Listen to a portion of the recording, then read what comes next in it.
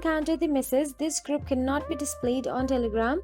When trying to access a group, it typically indicates there are connectivity issues or permission settings preventing you from viewing the group. So in order to fix that, simply go to any web browser on your PC and search for the telegram.com. Then simply tap on the Telegram web and log into your Telegram account. Once logged in, tap on the three dashboard option available in the top left corner of your screen, right above the messages of Telegram. After you tap on it, you'll get to see a drop-down menu.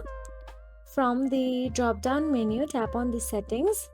Now inside the settings, tap on the privacy and security option available there. And once you are inside the privacy and security, scroll down and make sure that the sensitive content is turned off. So that's it. If you found this video helpful, please like, share and subscribe our channel, and thank you so much for watching.